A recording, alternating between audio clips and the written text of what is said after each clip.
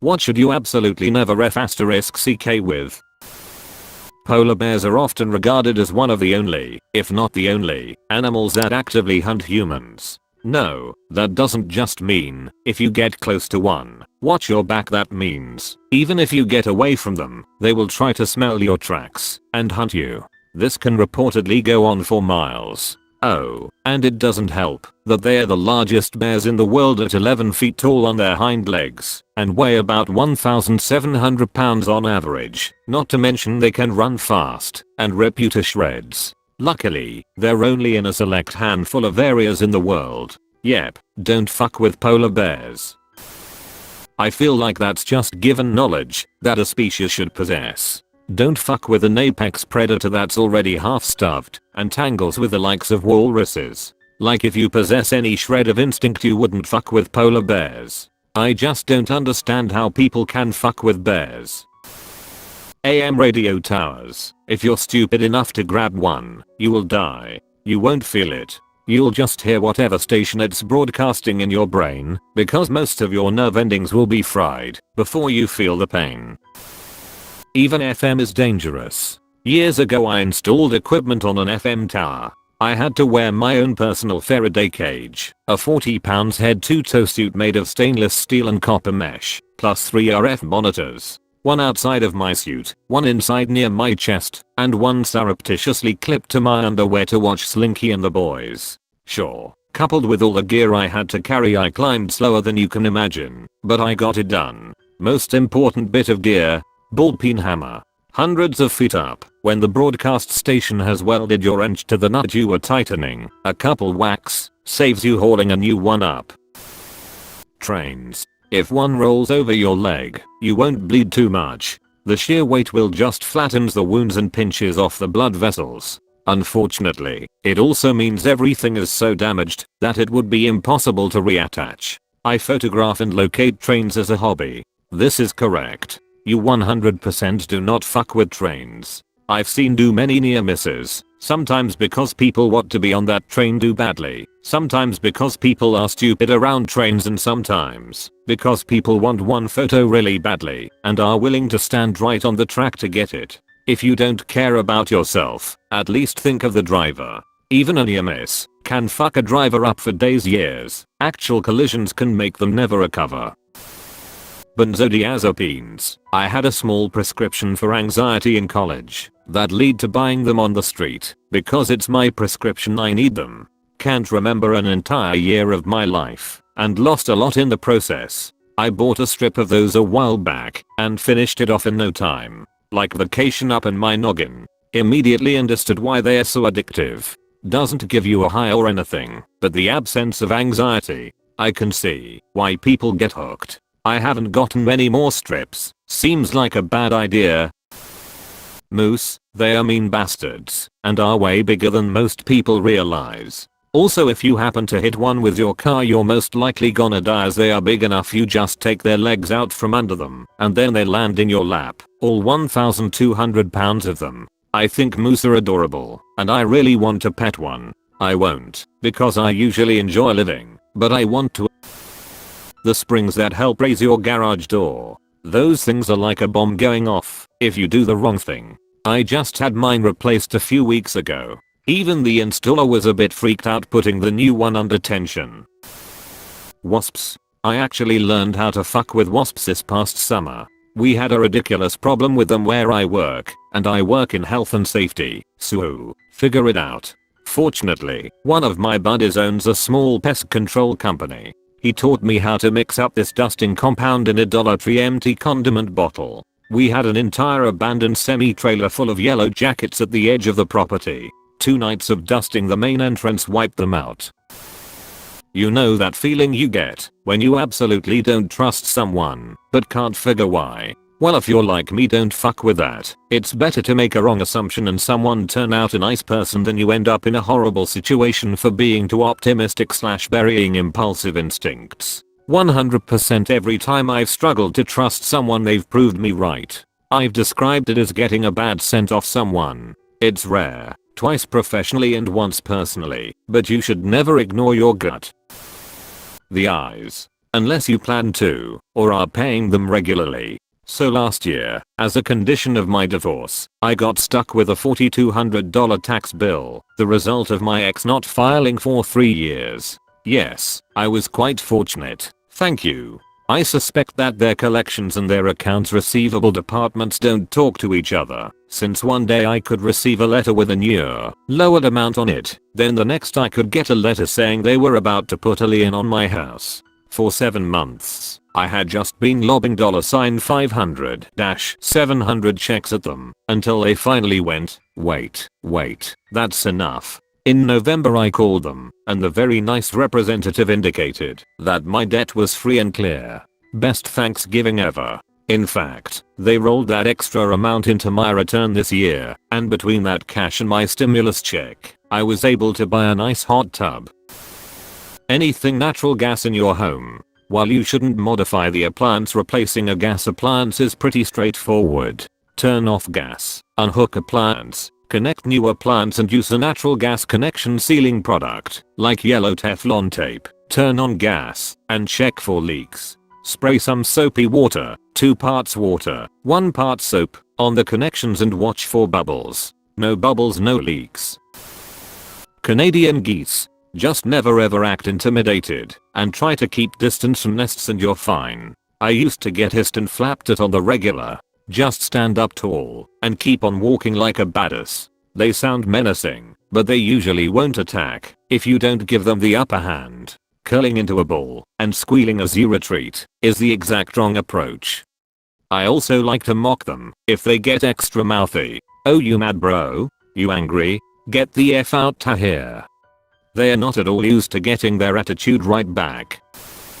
The ocean. This shit right here. I was in Puerto Rico and decided to go for a hike along the rocky coast. I found a super nice bluff to set a folding chair on so I could read a book and relax. After a while I stopped reading and decided to take video of the waves crashing below, especially when the water would push air through some small holes and it would be like a whale's blowhole. I got closer and took more video. The sound was awesome, and so was the visual. I started hiking west and found a lower area that I could hike a bit more inland. My hint should have been that the rock under my feet was sharp as hell, but I figured I was far back enough, near a cave, and I had looked up the tide to make sure it was going out. I set up my chair again and started reading.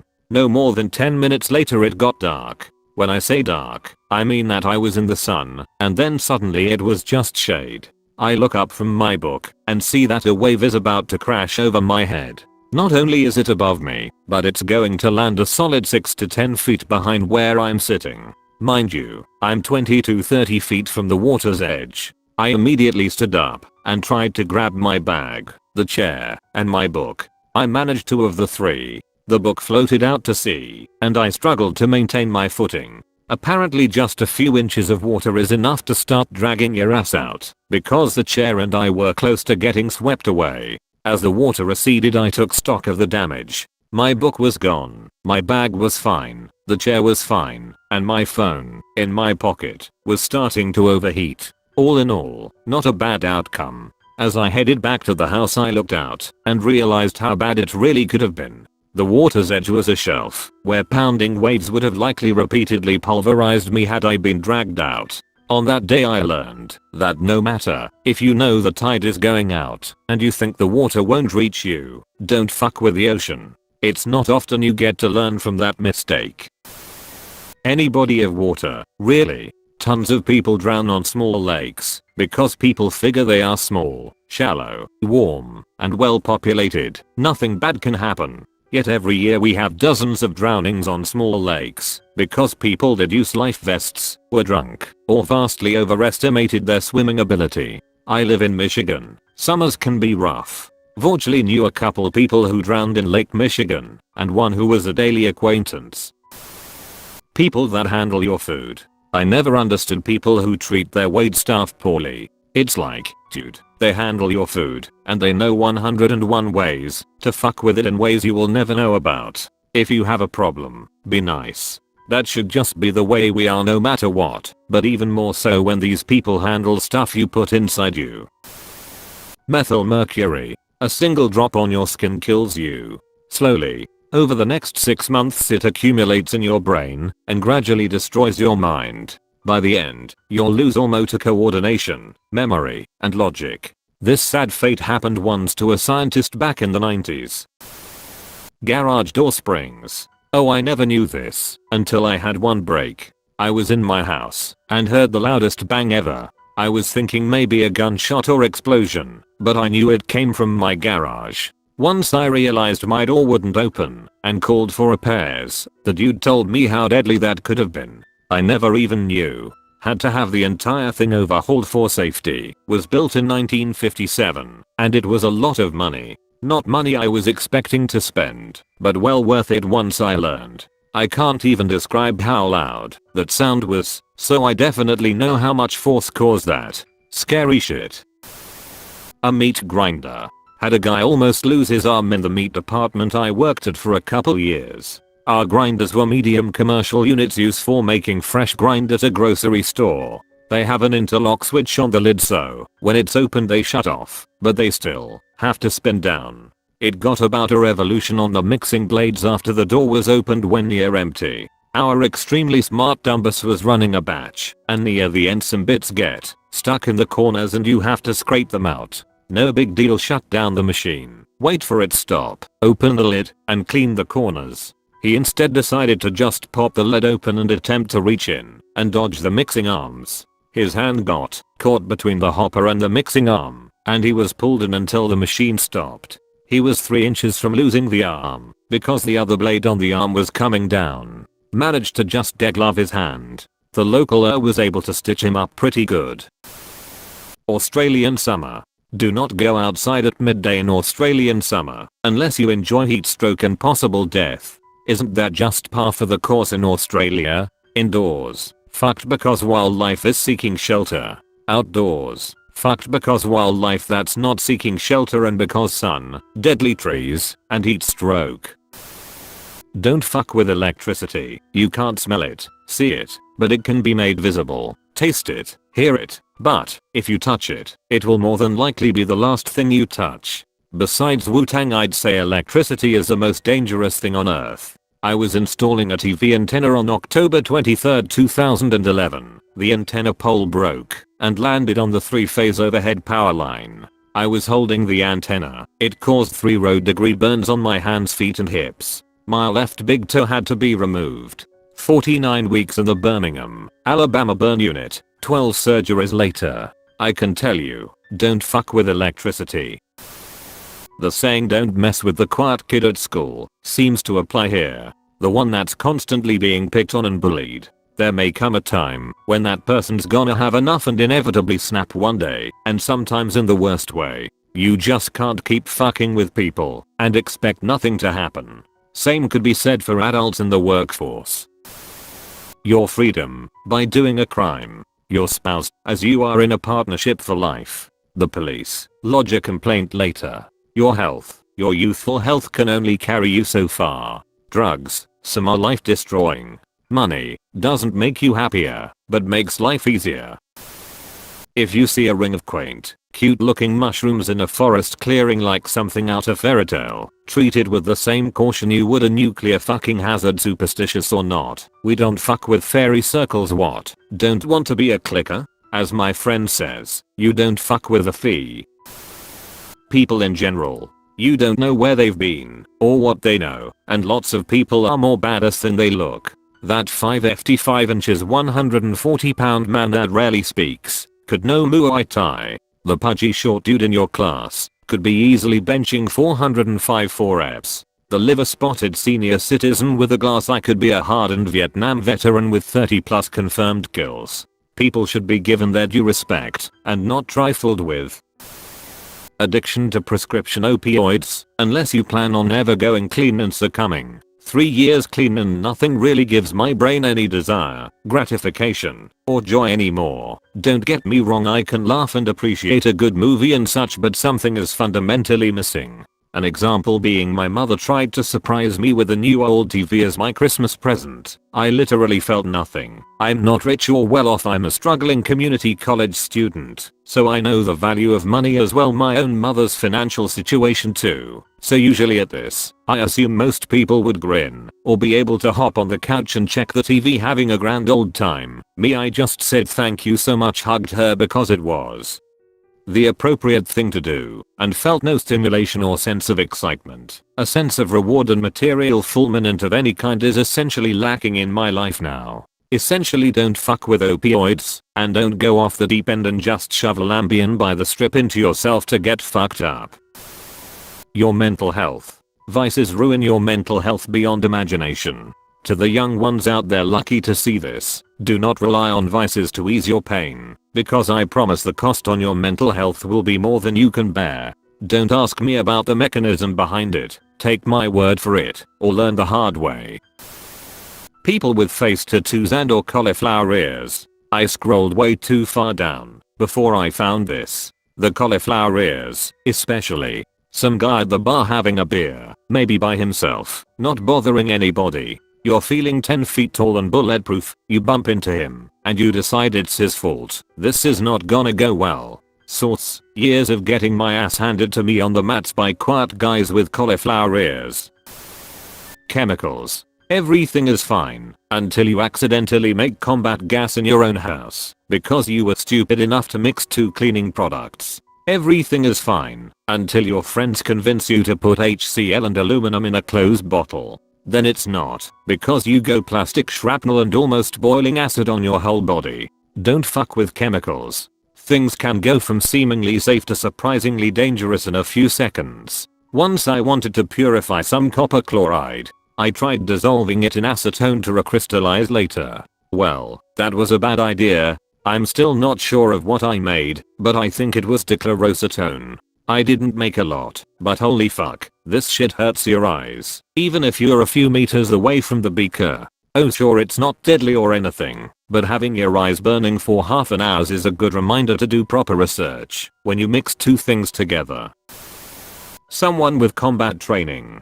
Just in general, but combat sports in particular. A boxer could give you severe brain damage in less time than it takes to snap your fingers twice. Same with wrestlers, Muay Thai practitioners, Taekwondo practitioners, basically any bare-handed combat sport practitioner.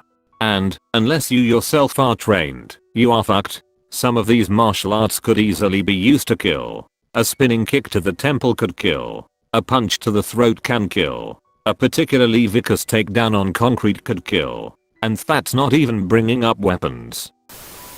As a casual martial artist, the best lesson I've ever learned was that there is always someone meaner than you out there. Went to a concert once, and this crazy-eyed dude with a tie shirt on pushes me and wants to start some shit. He's a foot taller than me, and pissed because I bumped into him without realizing it in a crowd. My ego to this day still desperately wants to take a poke at that guy. But I have a 12-year-old son, and my teeth are nice. It isn't worth it to fuck around and end up having to pay a dentist, a doctor, or a mortician. Maybe that's just me, and maybe it's the bitch way out, but I've been punched in the face by multiple people at different times, and it's just not worth it to me anymore. There are very few things I need to protect that badly, and they are all things I'm going in with weapons for. Drunk driving. Now I'm not talking about driving after a couple of beers, but being fully drunk and almost losing control. Now most of us have done it, but when I finally experienced what drunk driving actually is, it scared the shit out of me. I was shooting a menu for a new restaurant, and it happened to be the day of the launch party. The mixologist knew me and sent me some weird ass drink that knocked my socks off initially, and later I got even more drunk with other people I knew there. I had to drive back from there to my house, which is like a 25-kilometer drive. I only remember the moments of leaving that place and some time before I arrived at my house. Everything in between was a total blackout and still is a mystery today. Now I could have killed anyone on the road and not even remember it. I have never driven drunk again after that incident. That quiet kid in class who just doesn't want to socialize. I was this kid. I put up with a lot of shit without issue, but this one time I was actually trying to do good in class, so when my classmate asked if he could borrow my notes and then promptly decided to tear them in two right in front of me, I made sure he ate those notes literally. Guns I don't mean in the sense of don't touch guns, I mean if you have no idea what you are doing, have little to no experience, and the gun isn't doing what you expect it to do, don't fuck with it. Ask for help and someone will fix it for you and teach you as well. Too many times I see stupid misfeeds or whatever and the person is confused, starts pushing all the buttons, finger still on the trigger, or causing more issues racking the slide. Or they're trying to clean the gun and have no idea how to make it safe and disassembled. Don't fuck with guns. They are not something you figure things out with.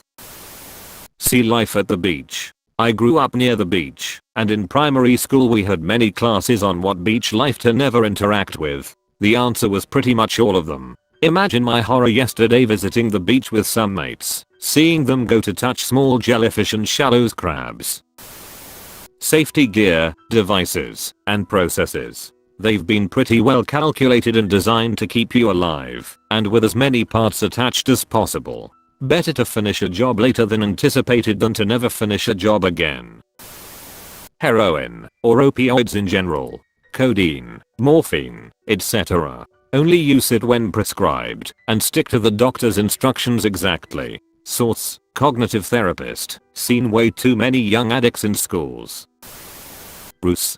Hit one of them, and you could have a very bad day. They don't always die on collision and most vehicles are the right height for it to come to through your windscreen. They get very scared as most things hit by a car would be, and they start kicking. Those legs are strong and adrenaline probably makes that worse. My mother was a nurse in a large rural town and she saw one bloke with severe damage to his chest, face and neck. She also heard stories about them from other nurses. Not fun, I don't reckon.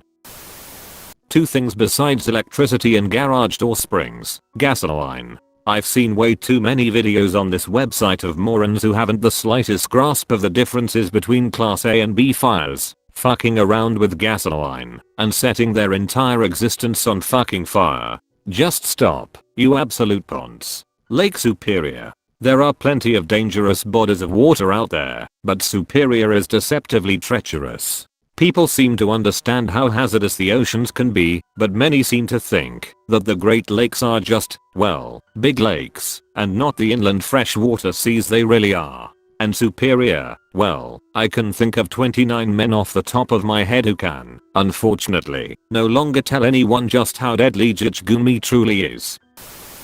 Mercury. That shit is persistent, and will absolutely not go away. Spill a thermometer with mercury in it. For the love of fuck, get an environmental contractor to do mercury vapor assessments to make sure it's gone. I had a house that had it spill it. Cost twice the worth of the house to clean up 2 tablespoons from an old natural gas regulator that broke.